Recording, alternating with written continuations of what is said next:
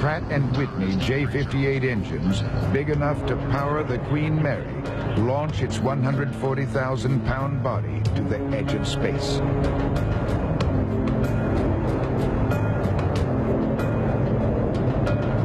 The bullet from a high-powered rifle leaves the barrel at about 3,000 feet per second. On a routine mission, the Blackbird travels faster, 3,200 feet per second, for up to 90 minutes at a time. No matter how serene it may look, this kind of speed requires unyielding precision. You know, Mach 3, boom. The turn radius is something like 100 miles, and they have all these critical fuel problems and other stuff. And so it's not a very spontaneous experience. These are carefully planned, choreographed missions. With the thunderous clap of a sonic boom, the Blackbird hurtles through the frigid atmosphere, leaving a fiery tail of shock diamonds in its wake. At 2,200 miles per hour, the aircraft becomes superheated from the friction created as the air rushes by. And indicating Mach 3.0 at this time. When you go Mach 3, the amount of heat that the whole airframe, everything experiences all this heat, and nothing that they have at the store works. You know, there's no paint, no rubber, nothing. You know, metals, plastics, all this stuff is useless. And they just had to go through so many contortions to make every single part of the plane tolerant of these extreme temperatures. Temperature affects everything on this airplane. The average person probably is not cognizant of that fact, but the faster you go, the hotter things get. The Lockheed jet is 9/10 titanium, and when they build it, the CIA uses a phantom company to buy the material from the world's largest supplier, the Soviet Union.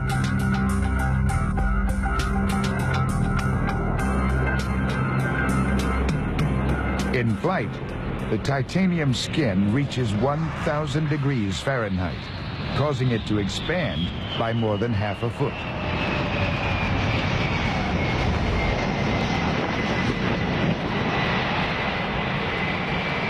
This heat-induced expansion posed a real challenge to the Skunk Works team.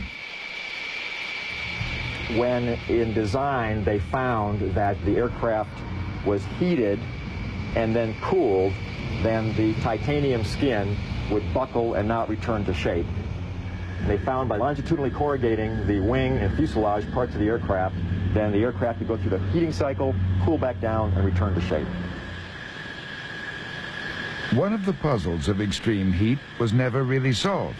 Sealants for the fuel tanks. They never came up with a polymer that would seal the joints in the skin panels that hold the fuel in. So the Blackbirds sit on the ground and weep.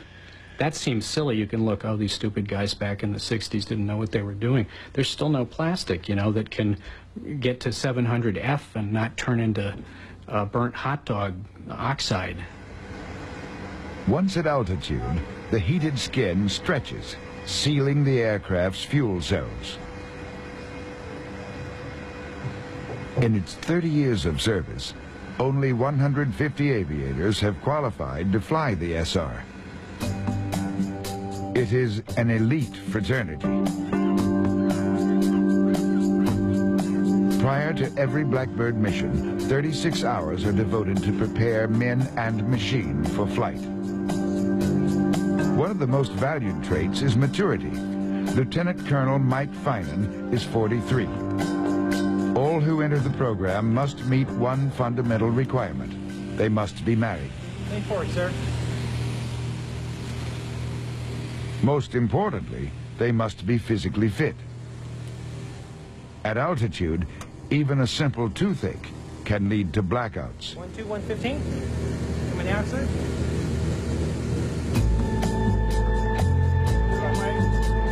The two-man crew is essential to success. Soon, pilot and reconnaissance systems officer, or RSO, will be traveling faster than a speeding bullet while operating some of the most sophisticated intelligence apparatus ever built. They are, in effect, the Blackbird's central nervous system. 2 brains, 2 pairs of eyes, 2 sets of hands. Without them, this mass of metal and electronics could not function. Something that's different about flying the SR-71 is the absolute and total man-machine integration. People talk about strapping an airplane on, but I don't believe you strapped an airplane on until you snapped your spurs into the ejection seat, and you hooked up your life support hoses, and you've been given that responsibility. Before flight, each of the SR's huge power plants requires a jump start from 2 454 cubic inch Chevy engines.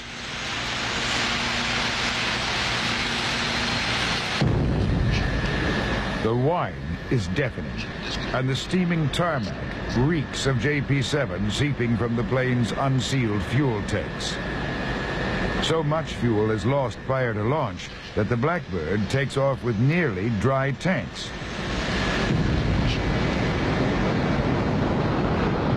The SR must join with a waiting tanker just minutes into flight.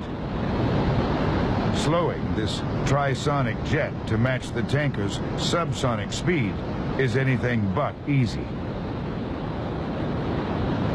It is a very difficult task for the pilots. That is one of the things that washed people out of the program more than any other part of the regime. United 382 Salt Lake, 330. You always breathe a sigh of relief when you feel the boom kick you off and you know that you're full and you can go again. 15 minutes and 80,000 pounds of fuel later, the Blackbird is ready to retrieve images from halfway around the Earth. Telephone 15, back to look at 70, looking for left turn heading.